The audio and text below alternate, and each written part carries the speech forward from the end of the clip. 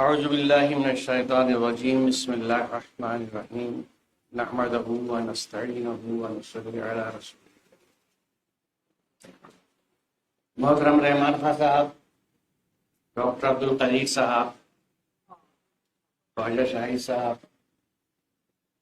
محترم خالد رشید فرنگی مہدی صاحب، رضوی صاحب اور ہمارے کینیڈا سے آئے ہوئے مہمان، خواتین و حضرات، آپ سب کی خدمت میں میرا سلام عرض ہے۔ السلام علیکم۔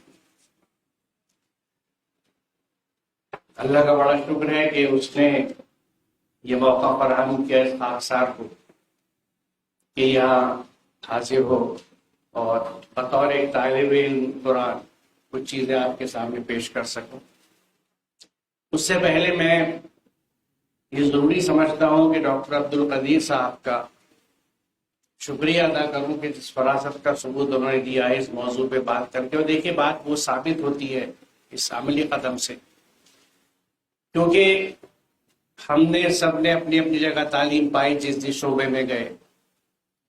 ڈاکٹر عبدالقدیر صاحب نے بھی تعلیم پائی، اس کے بعد وہاں سے ایک دوسری کہانی شروع ہوتی ہے کہ اس شخص کے دل میں یہ درد پیدا ہوتا ہے کہ یہ تعلیم دوسروں تک پہنچے، کیسے اس کا نظم بنائیں، اور وہ ایک ایسا سسٹم کھڑا کیا جو آج ہم سب کے سامنے ہے، قابل تقلید ہے، نمونہ ہے۔ اور وہ جب تعلیم آئی تو تعلیم کے ساتھ جو اور چیزیں کھلتی ہیں جو تعلیم سے جڑی ہوئی ہے، اس کا سلسلہ یہ شروع ہوا کہ جے پور کے اجلاس میں احساس ہوا کہ ہم فنڈنگ کہاں سے لائیں۔ اس فنڈنگ کے نقطہ نظر سے یہ گفتگو آج کی ہے، اور یقیناً آج کے اس اجلاس میں جو اور راہیں کھلیں گی، کیونکہ دیکھیے اللہ تعالیٰ کا وعدہ ہے، یہ جو اللہ کی راہ میں جدوجہد کرتا ہے اللہ اسے راستے دکھاتا ہے۔ آپ نے جدوجہد شروع کری ہے، محض ڈرائنگ روم کی مجلس سے، گفتگو اور جذباتی باتوں سے اور احتجاجوں سے اللہ کی مدد نہیں آتی اور راستے نہیں کھلتے، بلکہ اور دل بند ہوتے ہیں، مہر لگتی ہے، کیونکہ اللہ کے احکامات سے جب آپ ہٹیں گے تو مہر لگے گی، بند ہوں گے۔ اب آپ عملی میدان میں اترتے ہیں، جدوجہد کرتے ہیں اللہ کے راستے میں، تو راستے کھلتے ہیں۔ تو یہ بھی ہمارے لیے ایک نمونہ ہے کہ ہم میں سے ہر کوئی شخص اپنی اپنی جگہ پر یہ سوچے کہ میں کیا جدوجہد کر رہا ہوں۔ کچھ نہیں کر رہے تو کیا اپنے خاندان کی تعلیم کے لیے جدوجہد کر رہے ہیں؟ کیا ان کے ڈیولپمنٹ کی بات ہم کر رہے ہیں یا سوچ رہے ہیں؟ میں آج جو میں نے موضوع رکھا ہے وہ زکوٰۃ و سماج کی نشو و نما۔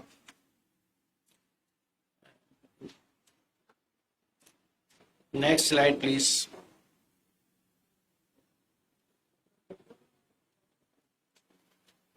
دیکھیے یہ جو پہلی سلائیڈ ہے وہ یہ کہتی ہے کہ وہی ہے جس نے تم کو زمین کا خلیفہ بنایا اور تم میں سے بعض کو بعض کے مقابلے میں زیادہ بلند درجے دیے تاکہ جو کچھ تم کو دیا ہے اس میں تمہاری آزمائش کرے۔ اس میں دو نکات بہت اہم ہیں۔ پہلی چیز تو یہ کہ ہماری حیثیت زمین پہ بتائی جا رہی ہے کہ وی آر دا وائس جیرنٹس اور دی کسٹوڈینس، ہم خلیفہ ہیں اس زمین اور اس کے وسائل کی، اور یہ وہ زمین ہے جس پہ نہ صرف یہ ہے کہ انسان بلکہ تمام جاندار آباد ہیں۔ قرآن ہی نے یہ بات کہی کہ وَالْأَرْضِ وَذَرَعٍ لِلْأَنَامِ، تمام جاندار اور جتنی چیزیں یہاں موجود ہیں اس کا انسان کو خلیفہ بنایا گیا، کیئر ٹیکر کہہ لیجئے، کسٹوڈین کہہ لیجئے، یا اس کی امانت میں دیا گیا۔ تو یہاں یہ بات غور طلب ہے کہ یہ جو کچھ ہمارے پاس ہے، جو کچھ اللہ نے دیا ہے، یہ ایک امانت ہے جس میں حصے داری سب کی ہے، محض ہماری نہیں ہے۔ اور دوسری چیز جو اس سے ریلیٹڈ ہے، جو نقطہ اس سے ریلیٹڈ ہے، جو میں نے عرض کیا کہ جو کچھ مال جس کو دیا ہے وہ آزمائش کے لیے ہے، یعنی کیا دیکھا جائے گا کہ جو مال ہمارے پاس ہے اس کا استعمال ہم نے کس طرح سے کیا۔ Next please. هو الذی خلق لکم ما فی الارض جميعا، یہ بہت اہم حکم ہے قرآن کا، ایک بہت بڑا بیانیہ ہے کہ جو کچھ ہے زمین پہ وہ سب کا سب تم سب کے لیے۔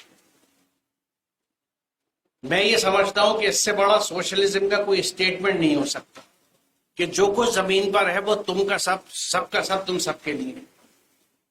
اور پھر اس کے بعد میں اگلے نقطے پہ آؤں گا کہ اس کی تقسیم کے سلسلے میں کیا بات کہی گئی ہے.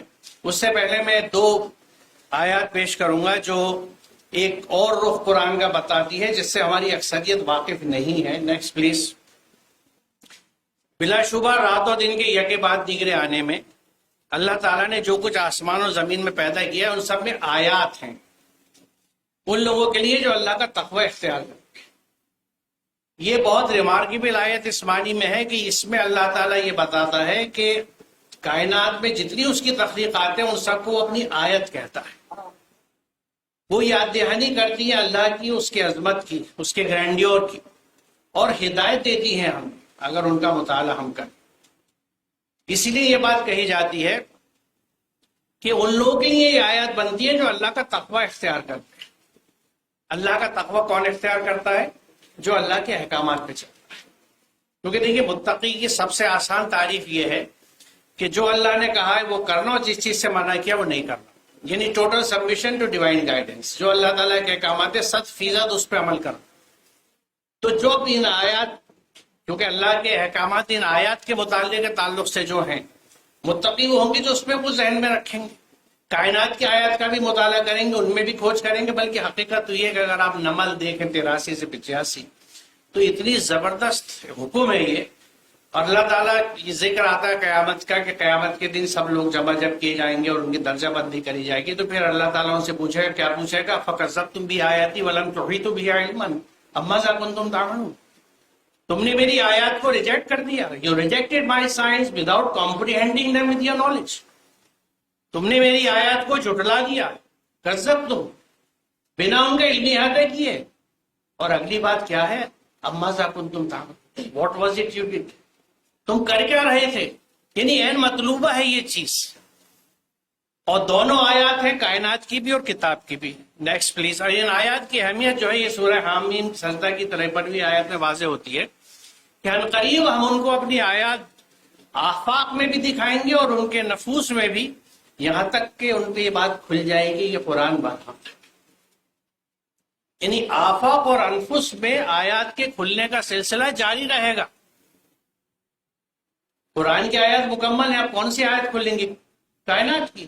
آفاق میں اور انفس میں جو روز روز ہمیں چیزیں پتہ لگتی ہیں، ڈسکوریز ہوتی ہیں ان علوم کی مدد سے، جن کا یعنی 900 سال سے ہم نے دین سے خارج کر رکھا ہے، باہر کر رکھا ہے، وہ دین کا حصہ نہیں ہے. اللہ کا شکر ہے کہ حالات بدلے ہیں اور علوم کو یکجا کرنے کی اور ہولسٹک ایجوکیشن کی کچھ بات چلی ہے تقریباً 900 سال کا نقصان اٹھانے کے بعد. اور اس میں کتنے پیچھے رہ گئے آج سوچتے ہیں تو ڈر لگتا ہے، ہمت نہیں ہوتی اس گہری کھائی کو دیکھنے کے لیے جس کو ہمیں عبور کرنا ہے علوم کو یکجا کرنے کے بعد. اب یہاں اس کے بعد میں، کیونکہ دیکھیے آیات کی جو اہمیت اللہ تعالیٰ نے کہی اس سلسلے میں صرف ایک آیت کو جو مجھے وقت کا اندازہ ہے، اور رحمان خان صاحب بھی اب تشریف رکھتے ہیں ماشاءاللہ، تو میں بہت اختصار کے ساتھ صرف ایک آیت آپ کے سامنے رکھوں گا اللہ تعالیٰ کی کائناتی آیت. Next please. یہ جو ایک آیت ہے چاروں طرف ہمیں دکھ رہی ہے، کیا ہے؟ ایک ہرا درخت ہے، جھاڑ ہے، پودا ہے. اس ہرے پودے میں ہرا اس لیے کیوں کہتے ہیں؟ کیونکہ اس میں ایک مادہ ہوتا ہے اس کا کلوروفل کہا جاتا ہے، اسی سے ہرا رنگ ہے. اور یہ کلوروفل صرف ان حصوں میں ہوتا ہے جو ہوا میں یا روشنی میں ہوتے ہیں، پتیوں میں خاص طور سے. اس پودے کے بڑے حصے جو ہیں ان میں یہ ہرا رنگ نہیں ہوتا. جیسے اس درخت میں آپ تنے کو دیکھ رہے ہیں، ان کی جڑیں جو زمین میں ان میں ہرا رنگ نہیں ہوتا کیونکہ ان تک روشنی نہیں جاتی. اس ہرے مادے کی مدد سے ہر پتی سورج کی روشنی کی توانائی لے کے اور ہوا سے کاربن ڈائی آکسائڈ لے کے زمین سے پانی چوس کے گلوکوز بناتی ہے. وہی گلوکوز جو بازار میں بڑا مہنگا ہو گیا، اب تو آپ آدھا کلو کا ڈبہ گلیکسو لے کے آئیے، بڑا مہنگا ملتا ہے. ہر پتی بناتی ہے گلوکوز. اچھا، اس سے پہلے میں یہ عرض کر دوں کہ یقیناً یہ درخت جو ہے، اور ہر درخت ہر چیز کی طرح اللہ کی ایک آیت ہے. ابھی میں نے آپ کے سامنے قرآن کریم کی آیت رکھی اور بہت جگہ اس چیز کا حکم ہے، صرف اس ایک جگہ پہ نہیں ہے. دوسری چیز یہ ہے کہ کائنات کی ہر چیز سوائے انسان کے محض اللہ کے حکم پہ چلتی ہے، کیونکہ وہ لاز ہیں جو نیچر میں ہمیں ملتے ہیں، ایٹم سے لے کے یونیورس تک، لیونگ برڈ سے لے کے نان لیونگ برڈ تک، وہ لاس جن کے تحت، یعنی جیسے الیکٹران کی میں بات کروں تو آپ دیکھیں گے کہ اس میں الیکٹرانز جو ہیں ان کی اسپیڈ، ان کی گردش لاس سے کنٹرول ہے، جن کو ہم ایٹامک لاس کہتے ہیں۔ ایک آربٹ سے، ایک شیل سے الیکٹران دوسرے میں نہیں جا سکتا، ایل ایم میں نہیں جائے گا، ایم این میں نہیں جائے گا نارمل حالت میں، جب کیونکہ ان کے لاز ہیں۔ ہر چیز قانون سے بنی ہوئی ہے، قانون اللہ کے بنائے ہوئے، یعنی ہر چیز اللہ کے حکم کی اتباع کرتی ہے سوائے انسان کے، کیونکہ اسے چوائس دی ہے، اسے نفس دیا ہے کہ ہوا کی اتباع کرے کہ وحی کی اتباع کرے، اللہ کے حکم پہ چلتا ہے یا منمانی کرتا ہے۔ باقی ہر چیز تو یعنی ہم یہ کہہ سکتے ہیں کہ ہر چیز کائنات کی مسلم ہے، کیونکہ مسلم کون ہے؟ جو اللہ کے احکامات پہ چلے۔ تو یہ جو درخت ہے یہ ایک مسلم سماج ہے، اور اللہ کی ایک آیت ہے، ایک نشانی، ایک پوائنٹر ہے، ریمائنڈر ہے اللہ کی حکمت کا اور عظمت کا۔ تو اب یہ ہری پتی جب محنت کر کے، صحیح معنوں میں اپنا جگر جلا کے گلوکوز بناتی ہے، وہ رزق حاصل کرتی ہے اپنی محنت سے، جد و جہد کر کے، اس رزق کا کرتی کیا ہے؟ امیجیٹلی منتقل کر دیتی ہے، ٹرانسفر کر دیتی ہے ان حصوں میں جہاں شکر نہیں بنتی، کیونکہ ان پہ ہرا رنگ نہیں ہے، اللہ کی وہ نعمت ان کے پاس نہیں ہے، ان کو وہ فضل نہیں پہنچ سکا، تو میں بناتی ہوں، فوراً پہنچاتی ہوں۔ پورے سسٹم میں شکر بنتی ہے اور فوراً منتقل ہو جاتی ہے نان گرین پارٹس میں، تاکہ وہ زندہ رہ سکے، سروائیو کر سکے، اور ان کی گروتھ ہو سکے، ان کی نشو و نما ہو سکے۔ کوئی پتی نہیں کہتی کہ ھذا من فضل ربی، تو میرے رب کا فضل ہے، عمارت بناؤں گا۔ تقسیم کرتی ہے، اور اس کے لیے اللہ کا قانون ہے جس کو ہم لا آف ڈیفیوژن کہتے ہیں، کہ everything moves from a region of high concentration to a region of low concentration, یا from a region of high free energy to a region of low free energy. تو یہ diffusion کا لا جو ہے، یہ قانون پوری کائنات میں جاری و ساری ہے، اور بات صرف درخت کی نہیں ہے۔ ہمارے جسم میں اگر یہ متوازی اور مساوی تقسیم کا قانون بند ہو جائے تو امیڈیٹلی ہم مر جائیں گے، کیونکہ ہمارے پھیپڑوں میں جو گیس ایکسچینج ہوتی ہے کاربن ڈائی آکسائڈ اور آکسیجن کے بیچ میں، ہم سانس لے کے آکسیجن اندر لیتے ہیں اور کاربن ڈائی آکسائڈ باہر نکالتے ہیں، یہ جو خون سے ٹرانسفر کا گیس کا عمل ہے، یہ ڈیفیوژن بیسڈ، یعنی ڈیفیوژن رک گیا، یہ مساوی تقسیم رک گئی، ایکویٹیبل ڈسٹریبیوشن رک گیا، تو کوئی جاندار زندہ نہیں رہ سکتا۔ یہ اتنا ضروری چیز، وسائل کی مساوی تقسیم۔ اب دیکھیے پودا ہے، برابر میں نے درخت کی تصویر لی ہے، جب پودا بڑا ہوتا چلا گیا، کیونکہ ہری پتی بنا رہی ہے اور سب کو کھلا رہی ہے، سارے حصے بڑے ہو رہے ہیں، اس کی جڑیں بھی گہری ہو گئی ہیں، وہ درخت بن گیا۔ اچھا، جیسے جیسے گروتھ ہو رہی ہے، پتیاں نئی نئی بن رہی ہیں، شکر سازی بن رہی ہے، زیادہ شکر بن رہی ہے، اب پورے پلانٹ میں سرکولیٹ ہو گئی شکر، اب پھر سرپلس بچ رہا ہے ان کے پاس، کیا کریں؟ کوئی پتی اسٹور کرنے کے لیے تیار نہیں ہے، اپنے پاس نہیں رکھے گی، اس لیے درخت پہ آپ کو موٹی پتلی پتی نہیں دکھتی، سب ایک سی ہیں، کوئی جمع کر کے نہیں رکھے گی، ذخیرہ اندوزی ہورڈنگ کی گنجائش ہی نہیں ہے، کیونکہ مسلم سماج ہے، حکم جانتا ہے اللہ کا۔ تو کیا کرتے ہیں کہ بھئی بیت المال میں جمع کر دو، جس کو ضرورت ہو لے لے۔ بیت المال کیا ہے؟ یہ جو پھل آپ کو دکھ رہے ہیں، یہ بیت المال ہے، یہ ہر مسلم سماج کے بیت المال ہے، جس کو ضرورت ہے لے لو، چاہے وہ اناج کی شکل میں ہو، کپاس کی شکل میں ہو، لکڑی کی شکل میں ہو، پھلوں کی شکل میں ہو، آل دی پروڈکٹیوٹیز گیون ٹو دی ہیومینٹی، کہ جس کو چاہو لے لو۔ درخت یہ نہیں پوچھتا کہ نام بتاؤ توڑنے سے پہلے، محمد اسلم ہو، مسلمان ہو تو لے جاؤ ورنہ نہیں ملے گا، کافروں کو نہیں دیتے۔ اللہ کی نعمتیں سب کے لیے کھلی ہوئی، کیونکہ وہ رب العالمین ہے۔ تو یہ ایک آیت ہے جو ہمیں وسائل کی تقسیم کا بہترین حکم دیتی ہے۔ کیا بتاتی ہے؟ Next please, next slide please.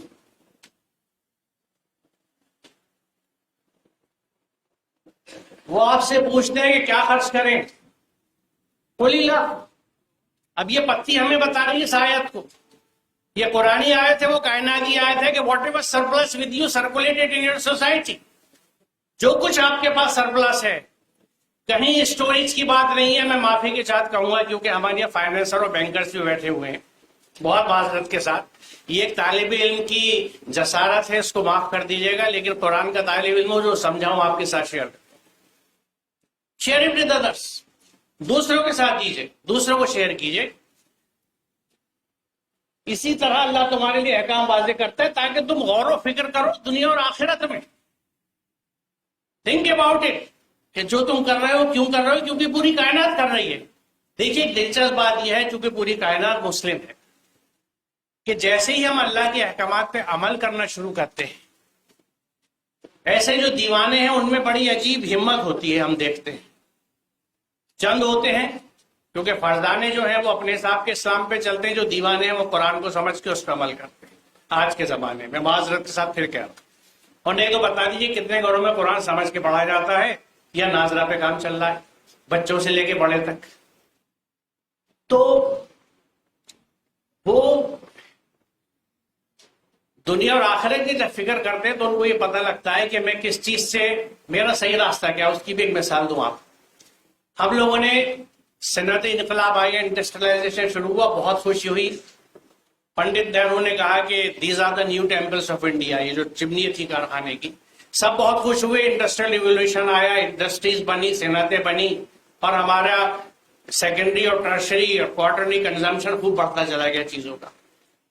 150 سال بعد اس کی وجہ سے جو پولوشن اور ماحول میں، پانی میں اور ہوا میں ڈس بیلنس شروع ہوا، عدم توازن شروع ہوا، تو ہم نے کہا یہ تو غلط ہے، اور آج ہم اس کو ٹھیک کرنے کی ہم آدھی ادھوری کوشش کرتے ہیں. لیکن اس سے ایک ڈائریکٹ کیا رزلٹ آیا کہ سائنٹسٹ نے یہ سوچنا شروع کیا کہ ہمیں بایو ماڈل کی طرف لوٹنا چاہیے، کہ نیچر میں جس طرح سے سنتھیسس ہوتی ہے ہم بھی ویسی کریں. یہ انڈسٹریز تو نقصان دے رہی ہیں. آج یہ نینو ٹیکنالوجی اور بایو ٹیکنالوجی اسی کے ثبوت ہے، لیکن کوئی یہ نہیں کہہ رہا کہ ہم اللہ کے کائنات کے، یا جو بھی آپ اسے کہیے، گاڈ کہیے، ایشور کہیے، جو نام دیجیے، کریٹر کے ماڈل کو اپنانے کی کوشش کر رہے ہیں، because that is the best model out there. یہ درخت جو نظر آ رہے ہیں جن کا ذکر میں آپ سے کر رہا ہوں، ایسی زبردست انڈسٹریز ہیں کہ ایسی انڈسٹری ہمارے یہاں نہیں ہوتی، کیونکہ جتنے ملٹیپل پروڈکٹس ان کے یہاں بنتے ہیں ہماری انڈسٹری میں نہیں بنتا. ہمارے یہاں ایک پروڈکٹ یا 2 پروڈکٹ یا بائی پروڈکٹ ملا لیجیے، 8-10 پروڈکٹ. اس درخت میں کون سا کیمیکل ہے جو نہیں بنتا، اور وہ باہر ملتے نہیں ہیں. کمپارٹمنٹلائزیشن ہے، ورنہ کیوز ہو جائے. کیمسٹری لیب میں جتنے ایسڈس کی بوتلیں لگ رکھی ہیں الگ، سب کو ملا دیجیے، دھماکے ہو جائیں گے. ہیومن بینگس میں، پلانٹس میں، ہر لیونگ تھنگ میں ہزاروں قسم کے کیمیکلس ہیں، اور کوئی ری ایکشن نہیں ہوتا جب تک کہ قانون کے تحت اللہ کے حکم نہ ہو یہ ری ایکشن ہو رہے. تو یہ نظم کا عالم. تو یہاں سیدھی سی بات یہ اٹھتی ہے کہ جب نیچر میں کریٹر کا ماڈل پرفیکٹ ہے، اور آج ہم لوگ اس کو اڈاپٹ کر رہے ہیں اپنی لائف کو. آج بیکٹیریا سے سنتھیسس کی جا رہی ہے، دوسرے مائکرو آرگنزم دیکھے جا رہے ہیں، بایو ری ایکٹرز بن رہے ہیں، کس طرح سے ہم چیزیں بنا سکتے ہیں ان لیونگ آرگنزم سے. تو کیا پھر اللہ تعالیٰ کے قوانین کو ہم اپنی زندگی میں لاگو نہیں کر سکتے؟ اور ہم یہ سمجھتے ہیں کہ جو ماڈلز ہم نے بنا رکھے ہیں وہ بہت پرفیکٹ ہیں، اچھے ہیں، اور جو اللہ کے بتائے ہوئے قوانین ہیں وہ اتنے مکمل نہیں ہوں گے. Next please. اب دیکھیں یہ بہت جگہ ذکر ہے اس کا، جو بات کہی جا رہی ہے کہ اقیموا الصلاۃ وآتوا الزکاۃ وارکعوا مع الراکعین. صلاۃ قائم کرو اور زکوٰۃ دو، اور جو اللہ کے راستے میں جھک رہے ہیں تم ان کے ساتھ جھک جاؤ. اس کا ایک امیڈیٹ یا سطحی مفہوم تو یہ ہے کہ بھئی نماز میں رکوع جا سب کر رہے ہیں، یعنی نماز باجماعت کا آپ سمجھ لیجئے کہ رکوع کے ساتھ رکوع کر لیں. لیکن اور تفصیل میں، کیونکہ وسعتیں جو ہوتی ہے مفہوم میں، اگر اسے آپ نہیں دیکھتے تو پھر آپ قرآن کو ہر دور کی کتاب نہیں بنا سکتے. وہ یہ فریز ہو جائے گا ایک ٹائم فریم میں. تو اس میں اللہ کے احکامات کے تحت جو لوگ جھک رہے ہیں، کیونکہ رکوع جو ہے وہ سجدے سے پہلے کی سٹیج ہے. جب آپ اللہ کے راستے میں جھکنا شروع ہوتے ہیں تو رکوع کی کیفیت آتی ہے، پھر سجدے کی کیفیت آتی ہے. پھر آپ کا دل ایک طرح سے مکمل اللہ کے حضور میں جھکنے والے دل ہو جاتا ہے، جس کو قرآن قلب سلیم کہتا ہے. اور وہی قلب سلیم ہے جو آخرت میں نیا پار لگائے گا، کیونکہ قرآن یہ کہتا ہے کہ اس دن نہ مال کام آئے گا نہ اولاد، سوائے اس کے الا یہ کہ کوئی قلب سلیم نہیں ہو حاضر. تو وہ قلب سلیم جو سبمیسو ہارٹ ہے، وہ دنیا میں اسی طرح بنتا ہے کہ جب آپ ہر چیز اللہ کے احکامات کے حساب سے کریں. اب وہ بات پھر وہی آتی ہے، میں مجبور ہوں کہنے کے لیے کہ اللہ کے احکامات سے حساب سے کریں گا، اللہ کے احکامات پتہ ہی نہیں ہے. کیونکہ جو ہدایت کی کتاب آئی تھی، جس کو ہم چھت پہ کھڑے ہو کے چیخ چیخ کے اعلان کرتے ہیں کتاب ہدایت ہے پوری انسانیت کے لیے، وہ ہمارے یہاں بندی ہوئی لپٹی ہوئی ایک جلدہ میں بہت اوپر رکھی حفاظت کے ساتھ. بچپن سے بچے کو ناظرہ پڑھاتے ہیں، اور آخر عمر تک ہم مرنے والے کے قریب یاسین شریف پڑھتے تخت میں ناظرہ پہ کام چلا رہے ہوتے ہیں. ہمیں نہیں پتا کہ اس آیت کا مفہوم کیا ہے، اور یہ میرے لیے کچھ سجیسٹو ہے کیا کہ مجھے کیا کام کرنا ہے. تو اس سلسلے میں یہی یہ بات ضمنی طور پر عرض کر دوں کہ اگر قرآن کے ساتھ ہمارا رویہ یہی رہے گا تو پھر ہم یعنی ایسے پروگرام کر کے اور ممبروں پہ خطیبوں سے درخواست کر کے کبھی انہیں زکوٰۃ سمجھائیں گے، کبھی اقامت صلاح سمجھائیں گے، کبھی یہ سمجھائیں گے، کبھی کیا کیا سمجھائیں گے، علم کو ایک کرنا سمجھائیں گے، دین کیا ہے اس کو سمجھائیں گے. کیا یہ بہتر نہیں ہوگا کہ بچپن سے بچے کو قرآن سمجھا کے پڑھائیے اور قرآن کو اپنی زندگی میں لے آئیے؟ کیونکہ ہم پٹ پٹس کے سولوشنز اگر کریں گے نا یقیناً وہ افیکٹو ہوں گے، لیکن لانگ ٹرم پلاننگ یہ ہونی چاہیے کہ میں گھر میں یہ طے کر لوں کہ میرا بچہ قرآن سمجھ کے پڑھے گا اور اس کو پڑھانے کے لیے میں قرآن سمجھوں گا تاکہ میں اپنے بچے کو سمجھا سکوں. کیونکہ جواب دہی میری ہوگی کہ میں نے جو اولاد پیچھے چھوڑی وہ میرے لیے گناہ جاریہ بنتی ہے کہ ثواب جاریہ بنتی ہے، کس طرح کی زندگی گزار رہی ہے. آئی ایم آنسریبل اور آئی ایم سے میری مراد دونوں پیرنٹس ہیں، پھر خاندان کا بھی حصہ ہے، اساتذہ کا بھی حصہ ہے. تو اب میں تھوڑی سی زکوٰۃ پہ گفتگو کرنا چاہوں گا. نیکسٹ سلائیڈ لیجیے گا. میں اس میں سے دیکھ لوں تو مجھے پڑھنے میں آسانی.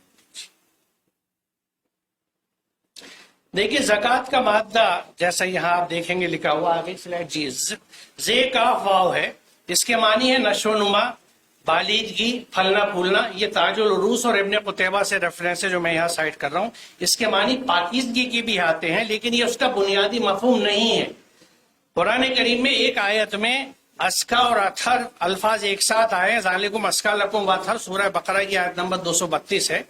اس میں اتھر تو پاکیزگی کے لیے اور اسکا نشو و نما یعنی بڑھوار کے لیے استعمال ہوا ہے. سورہ شمس میں زکاہ کے مقابلے میں دساہا آیا ہے، قد افلح من زکاہا وقد خاب من دساہا. کامیاب ہوا وہ جس نے نفس کا تزکیہ کیا اور نامراد ہوا وہ جس نے اس کو دبا دیا. تزکیت ان کے معنی ہے دبا دینا، کسی کو زندہ دفن کرنا. اس کا حوالہ میں سورہ نحل کی آیت نمبر 59 میں ملتا ہے. اس کی نشو و نما یا ڈیولپمنٹ کو روک دینا. لہذا تزکیہ کے معنی ہوں گے ان تمام رکاوٹوں کو دور کر کے جو کسی کی راہ میں ہوں، اس کی نشو و نما کے حالات کو سازگار کرنا. To facilitate and ensure the development of the individual. جو بھی رکاوٹیں ہیں وہ چاہے مالی ہوں یا ایڈامنٹ والدین ہوں جو پڑھانا نہیں چاہتے بچے کو، بہت ساری چیز ہو سکتی ہیں، ان سب سے اسٹرگل کر کے نکالنا ہے. دوسری سلائیڈ پلیز، نیکسٹ.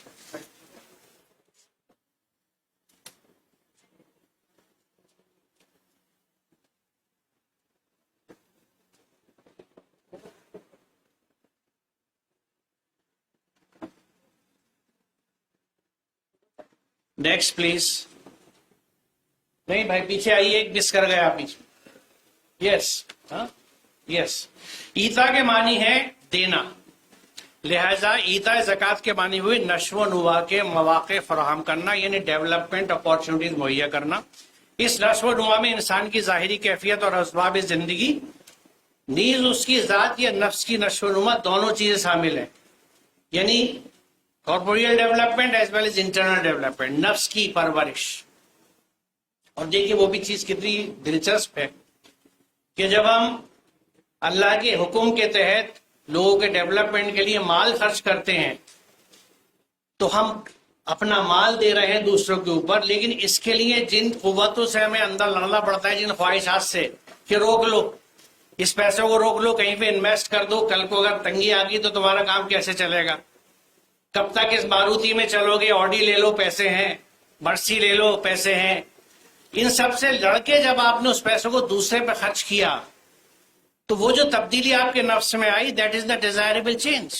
یہ وہ شخصیت کی گروتھ ہے، یہ قلب سلیم بنانے کی طرف پیش رفت ہے آپ کی کہ جب آپ نے اپنی نفسیات کی خواہشات کو روکا، نفس کی، اور اللہ کے حکم پہ چلے یعنی شیطان کو دبایا، طاغوت کے راستے کو، طاغوت کی تحریک کو چھوڑا اور اللہ کے راستے پہ آئے، تو یہاں جو تبدیلی آپ کی سوچ میں، آپ کی شخصیت میں آتی ہے، دس از واٹ از وانٹیڈ. یعنی یہ جتنے کام ہیں، عمل صالح ہیں، وہ انسان کی شخصیت بدل دیتے ہیں، اس کی سوچ بدل جاتی ہے اور ایک بڑی تبدیلی آتی ہے. سورہ الحج میں ہے کہ یہ وہ لوگ ہیں کہ جب انہیں زمین میں اقتدار حاصل ہوگا تو یہ اقامت صلاۃ اور ایتاء زکوٰۃ کریں گے، یعنی اللہ کے احکامات کی اتباع کریں گے اور دوسروں کے نشو و نما کا نظم کریں گے. اب دیکھیے یہاں میں آپ سے عرض کروں کہ کچھ چیزیں چلتی ہیں اور بہرحال میں ایک طالب علم ہوں، اور طالب علم جو ہے وہ سوال کرنے کی جسارتیں کرتا رہتا ہے، کبھی کبھی پٹتا بھی ہے ٹیچر سے. یہاں میرے اساتذہ ہیں، اگر تھپکی لگائیں گے میں سن لوں گا، برداشت بھی کر لوں گا پوری محبت کے ساتھ. کہ ہمارے یہاں جو سسٹم چلتا ہے، اچھا اس سے پہلے میں بتا دوں کہ میری پیدائش پرانی دہلی کی ہے، اور میں اپنے مسلم سماج سے آج بھی جڑا ہوا ہوں، کیونکہ ہمارے جو ایلیٹس ہیں ان کی پہچان ہی ہوتی ہے کہ کچھ پڑھ لکھ گئے اور اچھی جگہ پہ گئے تو وہ فوراً اپنے علاقے چھوڑ دیتے ہیں، وہاں کی گلی بری لگتی ہے، گندگی بری لگتی ہے، اور اچھی کالونی میں جاتے ہیں اور ایڈریس بتاتے ہیں کہ میں ساؤتھ ایکسٹینشن میں رہتا ہوں. تو میں اسی گندی بستیوں کا رہتا ہوں، انہی کا کیڑا ہوں، اور وہیں سے سیکھتا ہوں اور وہیں کچھ کام کرنے کی کوشش کرتا ہوں. تو وہاں پہ کیا، یعنی شعبان کے مہینے سے تیاری یہاں بہت سی شروع ہوتی ہے، وہاں زکوٰۃ کی تیاری شروع ہوتی ہے.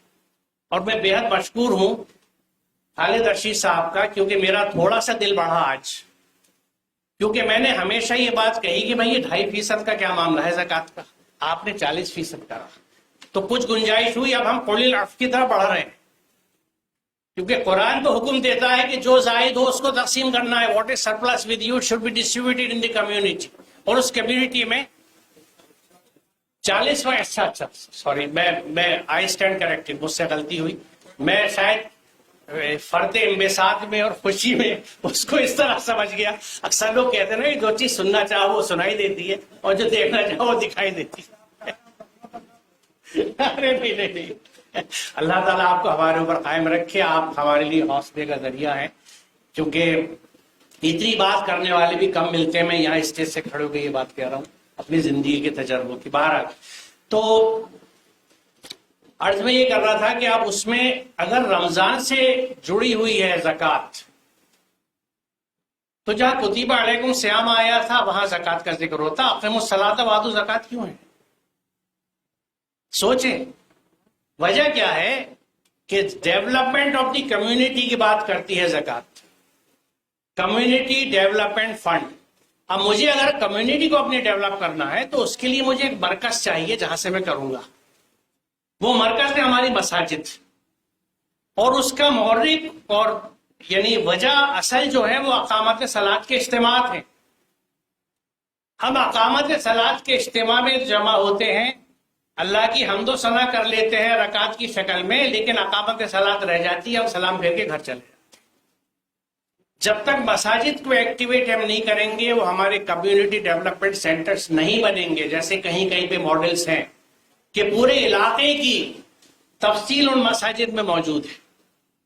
کہیں بیٹی کا، یعنی میں نے کچھ ریاستوں میں کچھ جگہوں پہ خود دیکھا ہے کہ جس طرح بچے کی پیدائش اور کسی کی موت کا اندراج کارپوریشن کے دفتر میں ہوتا ہے، علاقے کی مسجد میں بھی ہوتا ہے. پورا ڈیٹا بیس ہے ان کے پاس، کہاں پہ کس چیز کو کس کی ضرورت ہے.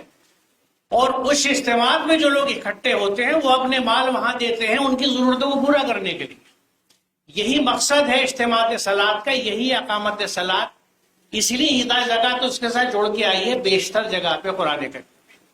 تو اگر صلاۃ کے اجتماع کو ہم نے فنکشن نہیں بنایا، یعنی مساجد کو فنکشن نہیں بنایا، تو اس کو میری سبمیشن سمجھ لیجئے یا عرضداشت سمجھ لیجئے آپ لوگوں سے اور آپ سب سے خاص طور سے، کہ ہم انڈیا، آل انڈیا، انٹرنیشنل جس سطح پہ ضرور چیز بنائیں، لیکن جو مراکز ہیں اپنے گلی محلوں میں ان کو ایکٹیویٹ کریں. مسجد جو ہے، ہر مسجد کو کچھ مت کہیے مسجد نبوی بنا دیجیے، اس میں کیا نہیں ہوتا تھا. ہماری مساجد جو پرائم لینڈ پہ ہیں، پرائم پراپرٹیز ہیں، وہ نماز پنجگانہ کے لیے ہیں. اور خود میں اپنے علاقے کی مسجد کو دیکھتا ہوں کہ فجر کے بعد بند ہو گئی، ظہر پہ کھلے گی کہ مس یوز ہو جائے گی، ظہر کے بعد عصر پہ کھلے گی. تو یہ کوئی اس کے لیے یعنی ان کا فنکشنل آڈیٹنگ کرنے والا کوئی نہیں ہے کہ یہ ملت کا اتنا پیسہ اس پہ لگا ہے، اس کا آؤٹ پٹ کیا مل رہا ہے ملت کو. کوئی ہے سوال کرنے والا جو پوچھے ان لوگوں سے جو وہاں پہ خدمت کرتے ہیں، کہتے ہیں ہم خدمت کر رہے ہیں یا منتظم کمیٹیاں بیٹھی ہوئی ہیں. تو ہم کیا کر سکتے ہیں کہ مساجد کا ایکٹیویشن، کہ وہ مرکز بنے کمیونٹی کے ڈیولپمنٹ کا، یہ بہت اہم کام ہے اور اس کو کرا جا سکتا ہے. کیونکہ آپ لوگ جو یہاں بیٹھے ہیں آپ اس سے اگر متفق ہوتے ہیں، یہاں این جی اوز والے بھی ہیں یا ہمارے خطیب اور علماء بھی ہیں جو مساجد سے جڑے ہوئے ہیں، کم از کم اس بات کو پھیلایا جا سکتا ہے کہ مسجد ری ایکٹیویشن از ویری امپورٹنٹ. مسجد صرف اس کام کے لیے نہیں ہے. دوسری ایک چیز اور عرض کروں گا کہ یہاں اسراف کا ذکر آیا. ہم پیسہ بہت ضائع کرتے ہیں، شادیوں میں کرتے ہیں، ٹھیک ہے، لیکن ایک بڑی اہم چیز ہم بھول رہے ہیں، ہم پیسہ ضائع مساجد میں بھی کرتے ہیں. مسجد کو تاج محل بنانے کو کس نے کہا ہے؟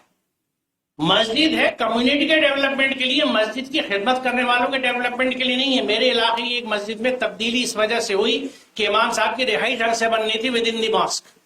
میں نہیں کہتا صحیح ہے غلط کیا ہے، لیکن میں بتا رہا ہوں کیا ہماری پرائرٹیز ہیں.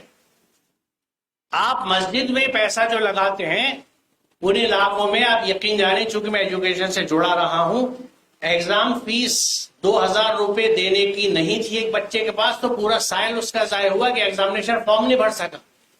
ان علاقوں کی بات کر رہا ہوں میں. تو مساجد کا استعمال کمیونٹی کے ڈیولپمنٹ کے لیے ہو. یہاں پروگرام کے شروع میں جو قرأت کی گئی اس میں مساجد کو اللہ کی بتایا گیا کہ اللہ کے لیے ہے مساجد. تو اللہ کے احکامات کے امپلیمنٹیشن کے لیے وہ مساجد نہیں ہوں گی. اس کے لیے پھر ہم یعنی ملٹیپلیکیشن آف ایفرٹس ہے، اس کے لیے دوسرے مراکز بنائیں، دوسرے سینٹرز بنائیں.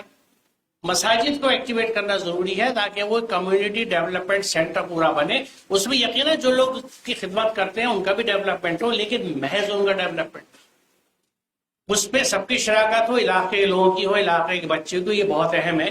اور دوسری بات یہ کہ عوام کے بیچ میں دیکھیے ہم نے عوام کو جانے انجانے میں ہم سب جواب دہ قرآن سے دور کیا ہے. جب قرآن سے دور کیا ہے تو قرآن کی تعلیمات ان تک نہیں پہنچتی اور ان کو عوام تک لے جانا ضروری ہے. خاص طور سے مال کے تعلق سے میں نے صرف چند آیتیں رکھی ہیں، اس کے بعد بات ختم کروں گا. Next please. کہ مال کے تعلق سے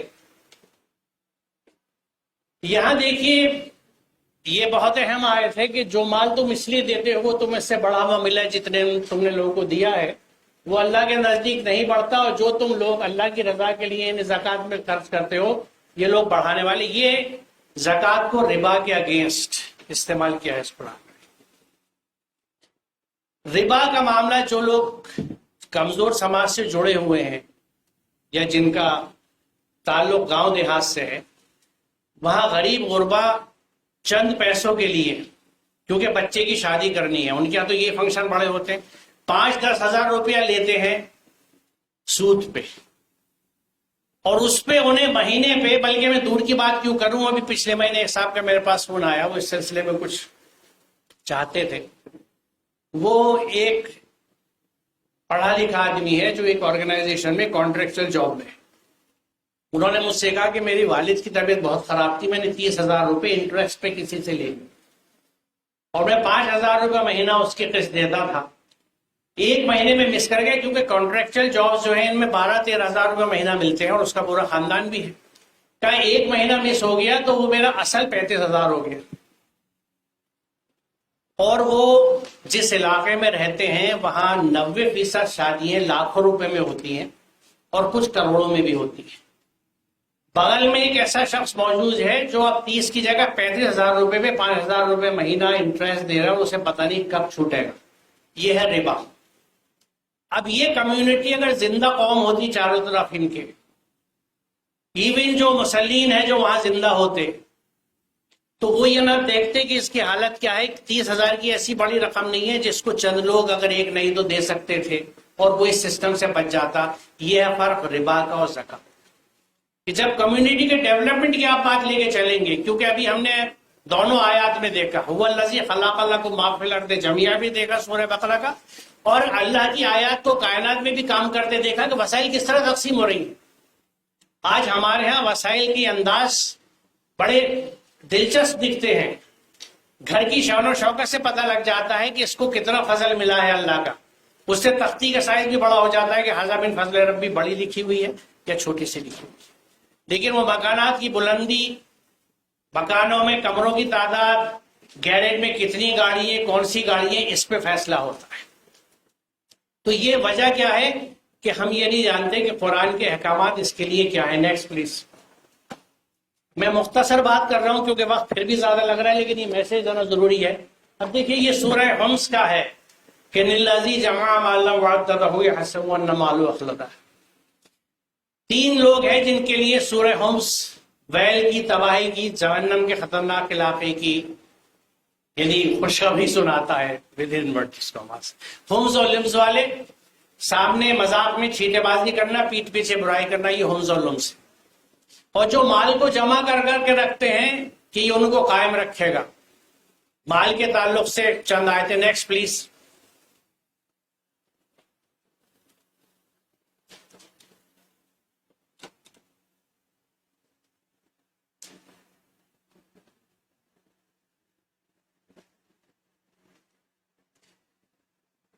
اس سے اگلی جو میں نے آیت لی ہے، جب تک یہ ٹھیک ہوگا میں آپ کو، یہ سورہ توبہ کی 34 اور 35 ہے کہ دردناک سزا کی خوشخبری دو ان کو جو سونا اور چاندی جمع کر کے رکھتے ہیں اور انہیں خدا کی راہ میں خرچ نہیں کرتے۔ ایک دن آئے گا کہ اسی سونے اور چاندی پر جہنم کی آگ دہکائی جائے گی، پھر اسی سے ان لوگوں کی پیشانیوں، پہلوؤں اور پیٹھوں کو داغا جائے گا۔ یہ ہے وہ خزانہ جو تم نے جمع کیا تھا، لو اپنی سمیٹی ہوئی دولت کا مزہ چکھو۔ Next please. اب یہ بہت بڑا ایک حکم ہے کہ وَانفِقُوا فِي سَبِيلِ اللَّهِ، کہ اللہ کی راہ میں خرچ کرو اور اپنے ہاتھوں اپنے آپ کو ہلاکت میں ڈالو، احسان کا طریقہ اختیار کرو اور اللہ محسن کو پسند کرو۔ یعنی قرآن کا پورا فلسفہ انفاق پہ ہے، ایکسپینڈیچر اکانومی۔ خرچ کرو، جو مال آیا ہے اس کو جمع کر کے مت رکھو، اس سے کوئی اور کاروبار، کوئی کارخانہ، کوئی کھیتی، کوئی چیز شروع کرو جس میں 10 لوگوں کو اور روزگار ملے گا، تاکہ آپ کا پیسہ جو ہے وہ سماج میں، معیشت میں، ملک کی گردش کرتا رہے اور لوگوں کے لیے جاب اپارچونیٹیز نکلتی رہیں اور لوگوں کے گھروں کے چولہے جلتے رہیں۔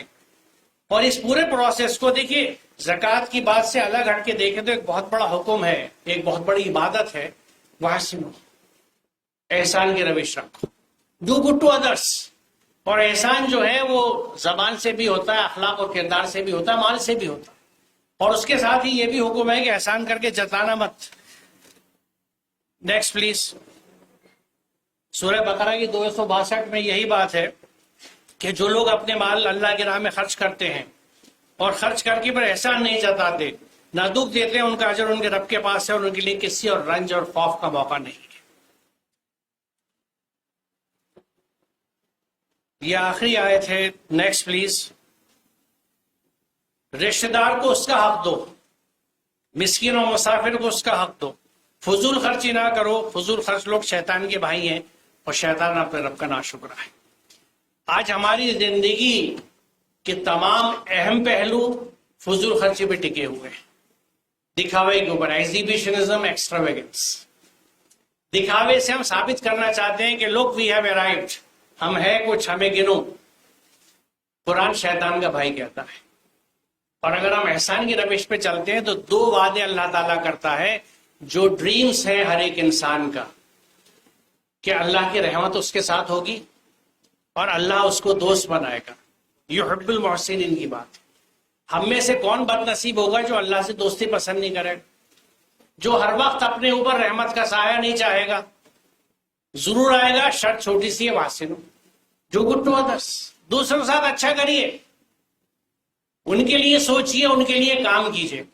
تو یہ جو زکوٰۃ کا نظم ہے، یہ دوسروں کے ڈیولپمنٹ کے لیے ایک ایفرٹ ہے جو ہر شخص کے پاس ہے جو اپنے مال میں سے دوسروں کا حصہ نکالنا چاہتا ہے۔ وہ 10 روپے بھی ہو سکتے ہیں، 2 روپے بھی ہو سکتے ہیں، 2 لاکھ بھی ہو سکتے ہیں، 20,000 بھی ہو سکتے ہیں۔ جب اجتماع صلات میں ایتاء زکوٰۃ دینے والے سب اکٹھے ہوں گے تو جس کے پاس جتنا ہوگا وہ دے گا اس میں، کیونکہ وہ چاہتا ہے کہ میرے گلی کے جو 4 بچے ہیں وہ تعلیم پا جائیں، کسی کی کچھ مدد ہو جائے، جو لوگ بے روزگار ہو گئے ان کے لیے روزگار ہو جائے، جس کے پاس مزدوری نہیں ہے اس کو کچھ نہیں تو ایک سبزی کا ٹھیلا ہم لگوا دیں، کسی کو ایک مشین دے دیں۔ یہ چھوٹے چھوٹے کام ہیں جس سے لوگ اپنے پیروں پہ کھڑے ہونے کے بعد خود روزگار جنریٹ کرنے لگیں گے اگر محنت کرتے رہے اور اللہ کے احکامات کے حساب سے، یعنی آنےسٹی کے ساتھ، ایمانداری کے ساتھ انہوں نے محنت کری تو اللہ تعالیٰ ان کو ترقی دے گا، کیونکہ محنت کا پھل ملتا ہے۔ تو میری صرف سبمیشن یہ ہے کہ ہمیں کوشش یہ کرنی چاہیے، ہمارے ہر مسئلے کا حل ہوگا کہ ہم اپنے مساجد کو ایکٹیویٹ کر لیں، اور ماڈلز موجود ہیں ہماری ملک کے مختلف ریاستوں۔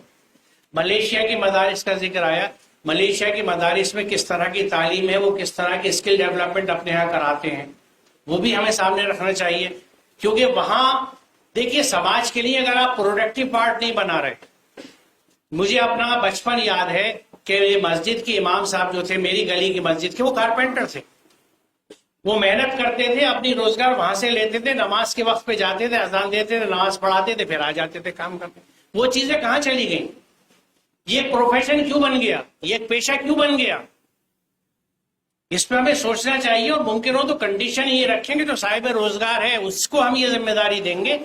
کلیننگ کے لیے جس طرح ہم مختلف جگہ پہ ڈومیسٹک ہیلپ رکھتے ہیں، ہاؤس کیپنگ اسٹاف رکھتے ہیں، مسجد میں ہاؤس کیپنگ الگ ہوگا، جس کو تنخواہ عزت کے ساتھ جو منیمم ویجز ہوں گے اس اسٹیٹ کے اس کے حساب سے دی جائے گی۔ باقی خادمین سماج میں سے آئیں گے، اپنے وقت سے آئیں گے، آزاد دیں گے، نماز پڑھا کے چلے جائیں گے۔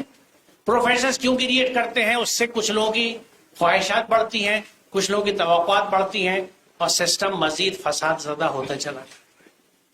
تو میں بہت شکریہ ادا کروں گا جناب صدر کا کہ آپ نے مجھے اتنا وقت دیا، مجھے بات کرنے کا موقع دیا۔ گزارش پھر آخر میں ریپیٹ کر دوں کہ قرآن کو سمجھے بنا، اس پہ عمل کرے بنا، کیونکہ دیکھیے اتبعوا ما انزل الیکم من ربکم ولا تتبعوا من دونہ اولیاء۔ آراف کی تیسری ہے کہ اتباع کرو جو اللہ کی طرف سے نازل کیا گیا ہے، یہ حکم ہے اللہ کے۔ اتباع مجھے نہ اپنی دل کی کرنی ہے، نہ کسی اور ولی کی کرنی ہے۔ ولا تتبعوا من دونہ اولیاء، اللہ کے احکامات کی اتباع کرنی ہے۔ اب یہ اگر حکم ہے تو میرا اسلام اور میری تربیت گھر کی کہاں گئی اگر میں بچے کو قرآن سمجھا نہیں رہا تاکہ اللہ کے احکامات اسے پتہ لگے اور ان پہ عمل کرے، مسلمان بنے۔ مسلمان گھر میں پیدا ہو کے مسلمان نہیں بنتا، مسلمان اپنے نفس پہ قابو کر کے اللہ کے احکامات پہ جا کے بنتا ہے۔ بہت شکریہ، السلام علیکم۔